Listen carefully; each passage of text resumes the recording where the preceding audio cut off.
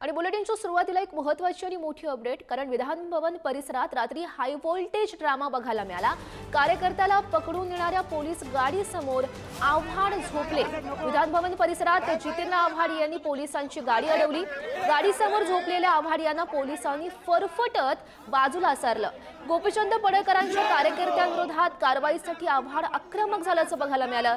जितेंद्र आव्हाड यांचा रात्रभर विधान भवन परिसरात ठिय्या सुद्धा बघायला मिळाला। पडळकर यांच्या कार्यकर्त्यावर कडक कारवाईची मागणी आता जितेंद्र आव्हाड यांच्याकडून केली गेली आहे।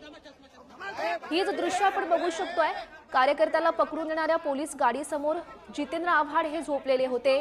त्यांना अडवण्याचा प्रयत्न त्यांनी केला, मात्र जितेंद्र आव्हाड यांना फरफटत या पोलिसांनी बाजूला सारलेलं होतं। त्या दरम्यानची ही दृश्य आपण बघू शकतोय। गोपीचंद पडळकर यांच्या कार्यकर्त्यांविरोधात कारवाईसाठी आव्हाड आता आक्रमक झालेले आहेत। रात्रभर खरं तर त्यांनी विधान भवन परिसरामध्ये ठिय्या मांडलेला होता आणि ही कार्यकर्त्यांची सुद्धा आपण जोरदार घोषणाबाजी बघू शकतो। रात्रभर हा ठिय्या सुरू होता।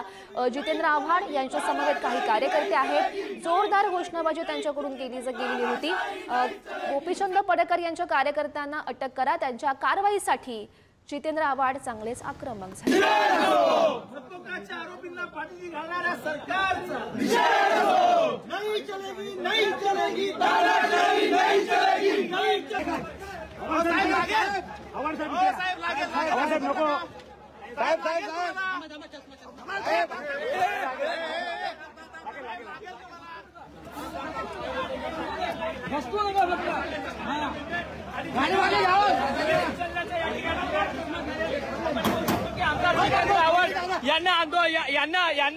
यांना रोखण्याचा प्रयत्न पोलिसांकडे धरपकड होते। अशा पद्धतीने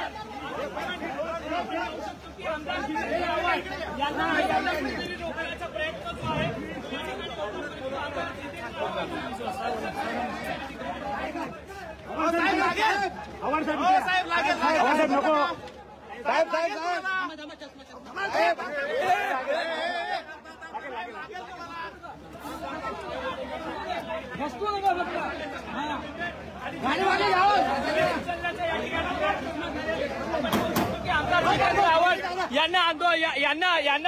यांना रोखण्याचा प्रयत्न पोलिसांकडे धरपकड होते।